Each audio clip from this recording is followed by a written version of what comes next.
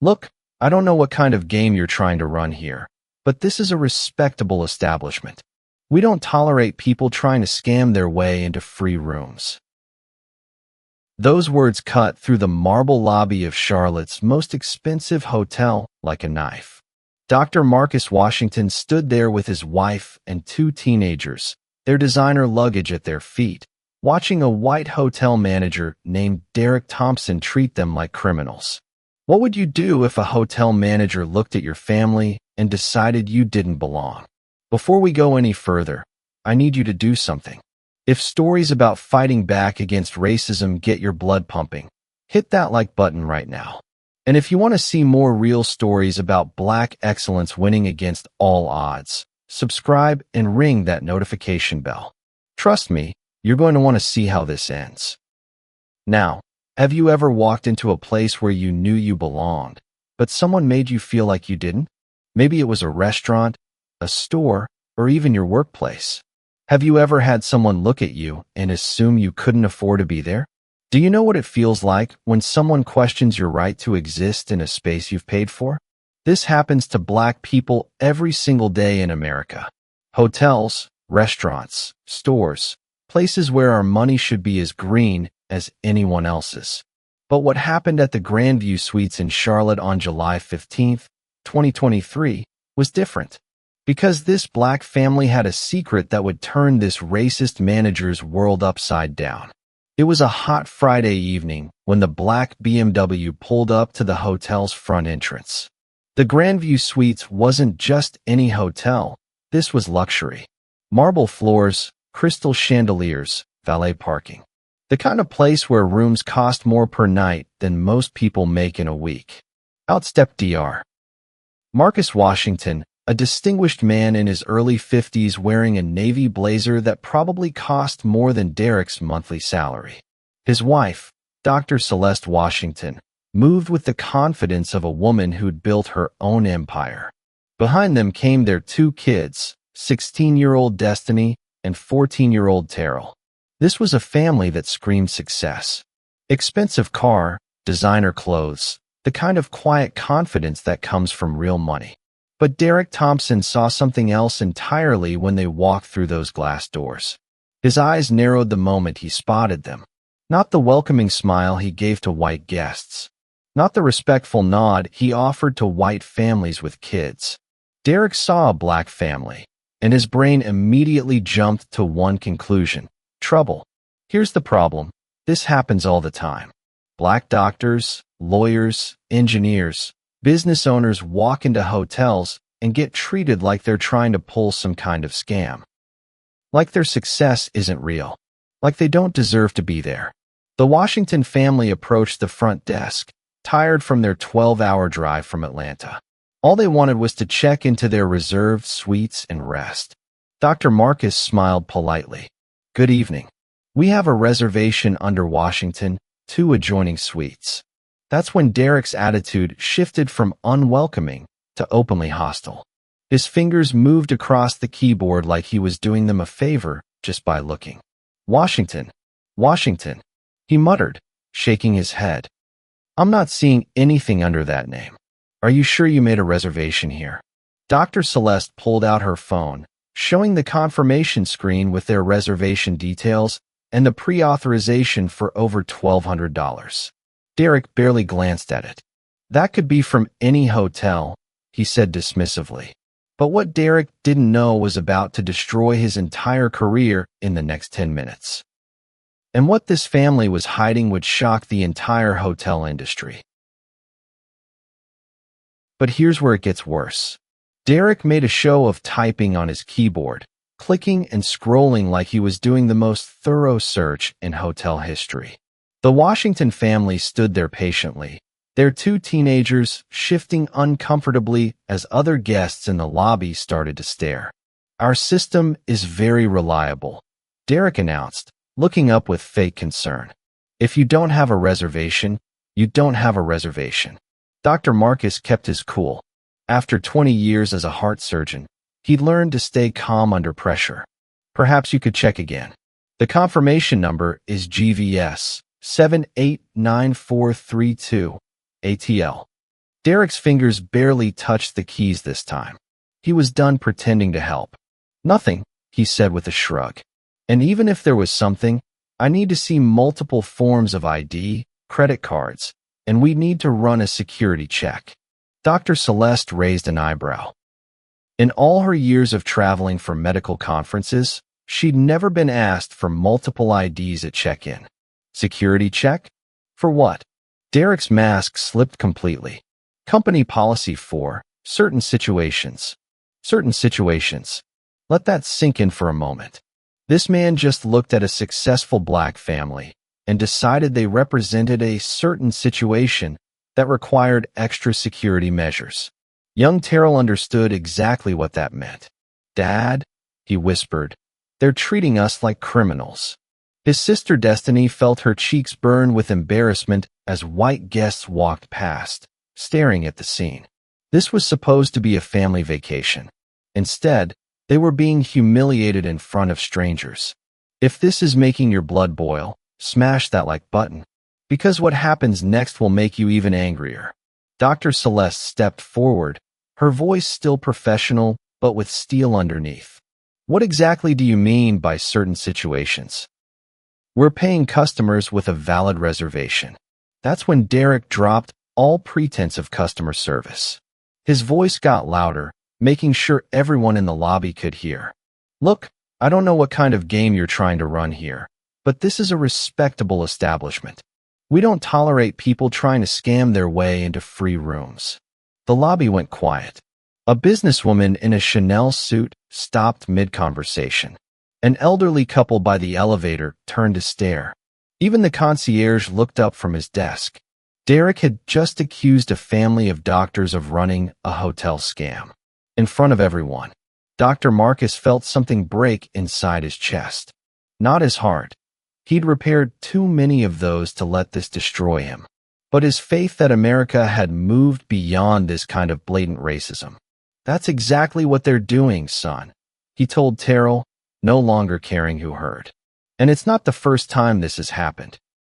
Derek waved over the security guard, a big man named Pete, who'd been watching from across the lobby.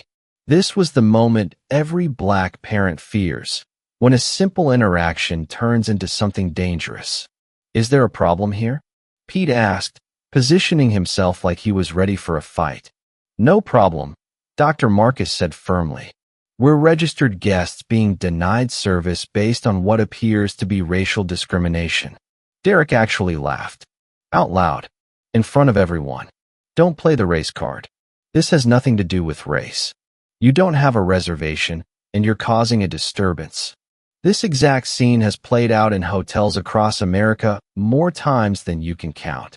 In 2018, Jermaine Massey was kicked out of a Portland DoubleTree just for taking a phone call in the lobby.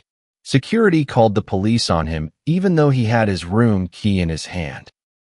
In 2020, Missy Williams-Wright and her kids were accused of trespassing at a Hampton Inn pool even though they were registered guests.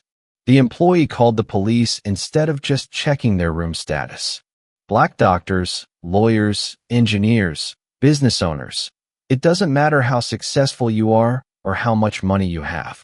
Walk into the wrong place on the wrong day, and somebody will decide you don't belong. By now, other guests were pulling out their phones. A young woman near the fireplace started recording, realizing she was witnessing something bigger than a simple hotel dispute. Derek noticed the phones and got defensive. "Put those away. This is a private matter." But it wasn't private anymore. The internet was about to get very interested in how the Grandview Suites treated their black guests. Dr. Marcus looked at his family, his brilliant wife who'd built a pediatric practice from nothing, his honor roll kids who were watching their parents get treated like criminals. This was the teachable moment he'd hoped they'd never need. "I'm going to call corporate customer service right now and get this resolved," he announced, pulling out his phone. Derek smirked like he'd heard this threat 1,000 times. "Go ahead. They'll tell you the same thing." The security guard crossed his arms, ready to escort them out if needed. Other guests whispered among themselves, some looking uncomfortable, others enjoying the show. But Derek Thompson had no idea what was about to happen next, because the Washingtons had a secret that would turn his world upside down in the next 60 seconds. Watch what happens next. Dr. Marcus didn't dial 1-800 Grandview like Derek expected. He didn't call the customer service line that would put him on hold for 20 minutes just to talk to someone reading from a script. Instead, he scrolled through his contacts and tapped a number that Derek Thompson had never seen before.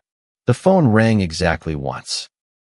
Grandview Hospitality Executive Office. This is Patricia. Derek's smirk started to fade. Most customers couldn't get through to corporate customer service in under an hour, let alone reach an executive office that answered on the first ring. Patricia, this is Dr. Marcus Washington, Marcus said calmly. I need you to connect me directly with James Morrison. James Morrison, the CEO of Grandview Hospitality. The man whose picture hung in the corporate hallway of every Grandview property in America. Derek felt his stomach drop. Who is this guy? Right away, Dr. Washington. Please hold. No verification. No, can I ask what this is regarding? No 20 minutes of hold music. Just immediate transfer to the top of the corporate food chain. Drop a comment if you can guess what's about to happen, because I guarantee you're not ready for this twist. The lobby had gone completely silent. Even the elevator music seemed quieter. Other guests pretended to check their phones while actually listening to every word. Within 30 seconds, a voice came through the phone's speaker loud enough for Derek to hear. Marcus, how are you doing? Please tell me you're not calling about another problem at one of our properties. Another problem. Like this had happened before. Like Dr. Marcus Washington was someone the CEO of a major hotel chain knew personally and spoke to regularly. Derek's face went completely white. Dr. Marcus looked directly at the night manager as he responded. Unfortunately, Jim, that's exactly why I'm calling. My family and I are standing at the front desk of the Grandview Suites in Charlotte, being told we don't have a reservation and being treated as though we're attempting some kind of fraud. The pause on the other end of the line lasted forever. When James Morrison spoke again, his voice had changed from friendly to ice cold. Put whoever's in charge on the phone. Right now? Derek's hands were shaking as he took the phone. The security guard, Pete, shifted nervously. The young woman recording moved closer to catch every word. This is Derek Thompson, night manager. Mr. Thompson. The CEO's voice cut through the lobby like broken glass. Do you have any idea who you're talking to? I think there might be some kind of misunderstanding. The only misunderstanding here is yours, Mr. Thompson. You are currently denying service to Dr. Marcus Washington, who along with his wife, Dr. Celeste Washington, owns a controlling stake in Washington Investment Group. Derek felt the room start to spin. Washington Investment Group. He'd seen that name on corporate documents. Big investors. The kind of people who could buy and sell hotels like trading cards. But the CEO wasn't done. Washington Investment Group is the primary shareholder of Grandview Hospitality. You are literally refusing to serve one of the owners of the company that signs your paychecks. The phone nearly slipped from Derek's sweaty hands. Around the lobby, guests had stopped pretending not to listen. They were openly staring now, phones out, recording what was clearly about to become viral internet content. Dr. Washington purchased his stake in our company 3 years ago, the CEO continued, his voice carrying across the marble floors. The Washington Investment Group owns approximately 34% of Grandview Hospitality, making them our largest single shareholder. 34%. Derek did the math in his head and felt sick. That wasn't just ownership. That was control. That was the kind of ownership that could shut down entire hotel chains with a phone call. They've invested over $400 million in our expansion across the Southeast, Morrison continued. $400 million, Mr. Thompson. More money than you'll see in 10 lifetimes. The security guard, Pete, took a step back, suddenly very interested in the carpet pattern. The other guests were whispering among themselves. realizing they were watching something incredible unfold. Derek looked at Dr. Marcus with growing horror, finally understanding the magnitude of his mistake. This wasn't just any black family he decided to humiliate. This was the family that literally owned the hotel he worked at. Dr. Washington built his wealth as chief of cardiothoracic surgery at Emory University Hospital. The CEO's voice continued relentlessly. Dr. Celeste Washington runs a multi-location pediatric practice that serves over 10,000 families. Together, they've diversified into real estate and hospitality because they believe in creating opportunities for others. Every word was like a hammer blow. Derek had looked at two doctors, successful entrepreneurs who'd built an empire, and decided they were scammers trying to get free rooms. The young woman recording stepped closer, her phone capturing Derek's face as the reality hit him. His career wasn't just over. It was about to become a cautionary tale shared across social media. The Washington family chose to invest in Grandview Hospitality specifically because they wanted to change the culture of hospitality for black travelers. Morrison continued. They wanted to ensure that what just happened in your lobby would never happen again at any of our properties. Dr. Marcus took the phone back, his voice calm and professional. Jim, I appreciate you handling this personally. My family and I will discuss next steps privately. Of course, Marcus. I'll be calling Linda Rodriguez right now to handle the immediate situation. And Derek Thompson. The CEO's voice got deadly quiet. You might want to update your resume. As Dr. Marcus ended the call, Derek Thompson realized his life had just changed forever. He'd walked into work as a hotel night manager. In 10 minutes, he'd become the man who discriminated against his own boss. And the consequences were about to be swift and brutal. Justice was swift. Derek Thompson stood there holding a dead phone, watching his career crumble in real time. The lobby buzzed with whispered conversations as guests realized they'd just witnessed something extraordinary. But the night was far from over. 7 minutes later, the elevator doors opened with a sharp ding. Out stepped Linda Rodriguez, the general manager, moving fast across the marble floor in her business suit. Her heels clicked like a countdown timer as she approached the front desk. She'd clearly been woken up at home and told to get to the hotel immediately. Her hair was still slightly messy, but her expression was laser-focused. Dr. and Dr. Washington, she said immediately, extending her hand before even acknowledging Derek. I am Linda Rodriguez, the general manager. I want to personally apologize for the completely unacceptable treatment you've received tonight. Her voice carried across the lobby, making sure everyone heard her words. This wasn't a quiet conversation. This was public accountability. She turned to Derek, who was still standing behind the reception desk looking like a deer caught in headlights. You're terminated, effective immediately. Security will escort you out of the building. No discussion. No, we need to investigate. No, let's talk in my office. Just immediate consequences for his actions. Derek's mouth opened and closed like a fish. But I was just following protocol. Protocol? Linda's voice got sharp. Show me the protocol that says we treat our owners like criminals. Show me the policy that says we call security on paying guests because of their skin color. The young woman who'd been recording moved closer, her phone capturing every word. She'd already posted the first video on TikTok with the caption, "Hotel manager finds out the hard way." It was getting thousands of views every minute. Linda turned to Pete, the security guard, who'd been trying to blend into the wallpaper since the phone call ended. And you? Report to HR first thing Monday morning for mandatory retraining on guest relations and anti-discrimination policies. If there's a next time, you're gone too. Pete nodded rapidly, clearly grateful he still had a job to report to. If you love seeing justice served, hit that subscribe button right now. Because when good people stand up to racism, amazing things happen. Linda pulled out her tablet and started typing rapidly. Dr. Washington, I'm upgrading you to our presidential suite at no additional charge.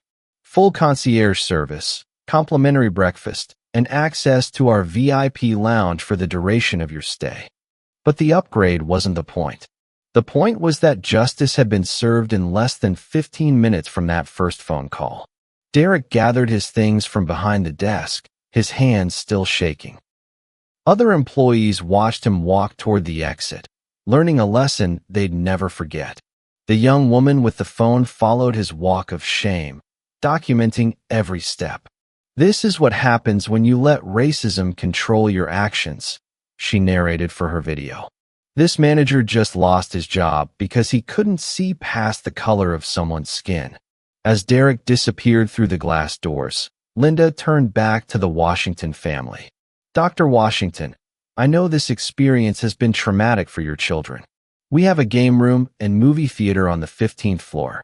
They're welcome to use those facilities with our compliments while you and Dr. Washington settle in." Destiny and Terrell, who'd been quiet through the whole ordeal, finally smiled. Their parents had shown them how to handle racism with dignity and strength. But the story was just getting started online. The young woman's TikTok had already been shared thousands of times. The comments were pouring in. "This is why representation matters. Those kids just learned the most important lesson of their lives. When you own the place, respect comes automatically." Within an hour, the story had jumped from TikTok to Twitter, from Twitter to Instagram, from Instagram to Facebook. Hashtag Grandview Justice started trending as people shared their own stories of hotel discrimination. Local news stations picked up the story by morning. Corporate communications teams at other hotel chains were already drafting new training programs, not wanting to become the next viral discrimination scandal. Linda Rodriguez knew the real work was just beginning. This incident would require policy changes across all 200-plus Grandview properties. Training programs would need to be updated. Employee handbooks would need new sections. But tonight, justice had been served. Derek Thompson drove home unemployed, his name about to become synonymous with workplace racism. The security guard Pete would spend his weekend thinking about how close he'd come to losing his job. And the Washington family? They went up to their presidential suite, knowing they'd just changed the hospitality industry forever. The ripple effects were about to reach far beyond one hotel in Charlotte. But this story is bigger than one hotel. What happened at the Grandview Suites wasn't just about Derek Thompson losing his job. It wasn't just about one family getting justice. This was about power, ownership, and changing an entire industry that's been broken for decades. Here's a fact that will shock you. Black people own less than 2% of all hotels in America. Less than 2%. We make up nearly 20% of the hospitality workforce, but we own almost nothing. Think about that for a second. Black people clean the rooms, work the front desk, serve the food, manage the operations, but when it comes to actually owning the buildings, we're almost completely shut out. That's exactly why what Dr. Marcus and Dr. Celeste Washington did was so revolutionary. 3 years before that night in Charlotte, the Washingtons had made a decision. They'd experienced discrimination at hotels across the country, subtle looks, questioned reservations, random room searches. They were tired of being treated like second-class citizens in places they could easily afford. So they decided to buy the whole chain. Washington Investment Group didn't just invest in Grandview hospitality for the money. They invested to create change, to make sure other Black families would never have to experience what they'd been through. And they weren't alone. Black entrepreneurs across America have been quietly building hospitality empires. Robert L. Johnson, the founder of BET, created RLJ Lodging Trust, one of the largest hotel ownership companies in the country. They own over 90 hotels worth billions of dollars. Sheila Johnson built Salamander Hotels and Resorts into a luxury empire. Her properties include some of the most exclusive resorts in America, from Virginia to Jamaica to Colorado. Share this video if you believe representation matters. Because when we own the businesses, we control the culture. The morning after Derek's termination, Dr. Marcus Washington was on a conference call with hotel executives across the country. The viral videos had reached millions of people overnight, and the hospitality industry was scrambling to respond. "We can't let this happen at any of our properties," he told the leadership team.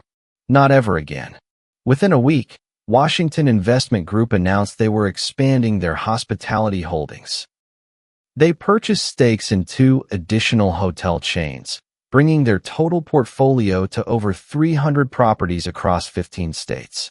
But the real changes were happening behind the scenes. Linda Rodriguez worked 18-hour days implementing what became known as the Washington Protocol across every Grandview property. Zero tolerance for discrimination. Immediate termination for violations. Quarterly bias training for all customer-facing staff. Every employee from housekeeping to management had to complete 40 hours of diversity training within 30 days. The training wasn't just about being polite. It was about recognizing unconscious bias and understanding that Black success is real success.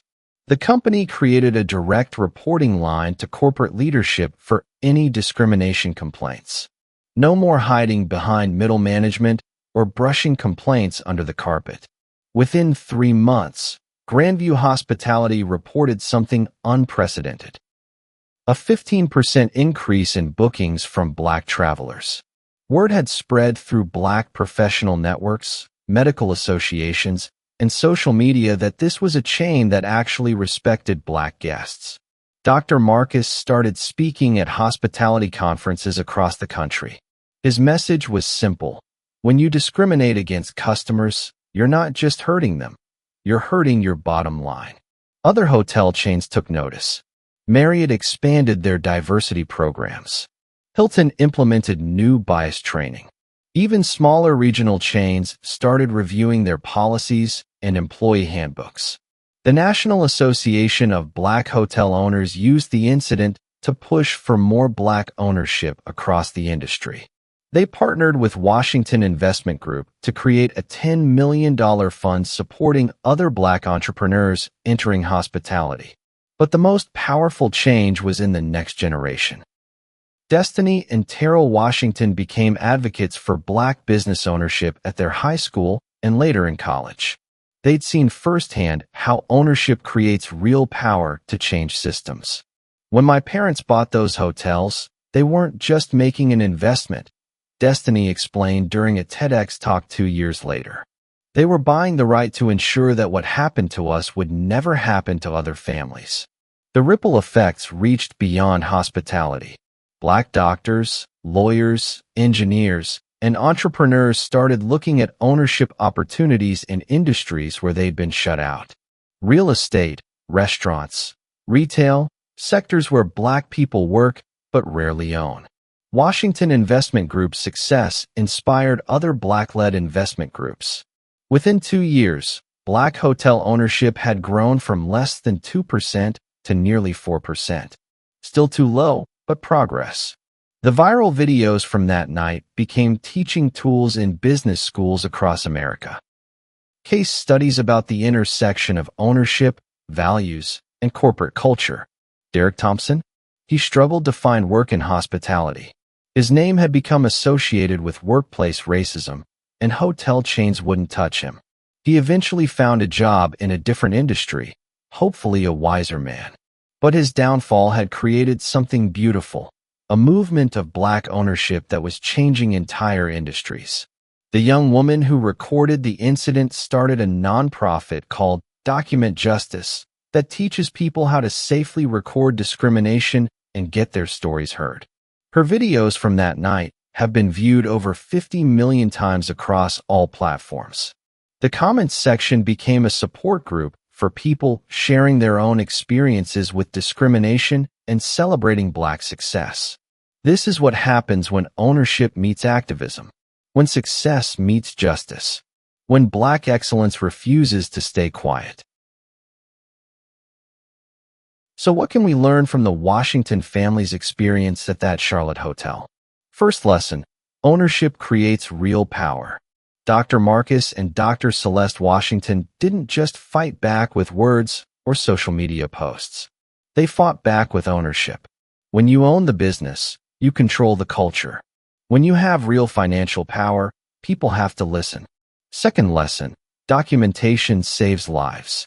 That young woman with her phone, recording everything turned a private humiliation into public accountability.